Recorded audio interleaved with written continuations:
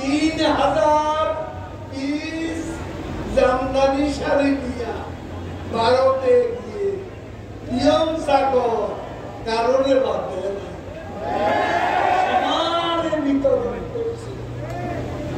আর এয়ারপোর্টে যখন আসে সাংবাদিকরা বলে গঙ্গার পানির বিষয়ে কি হল, বেগম জিয়া বলে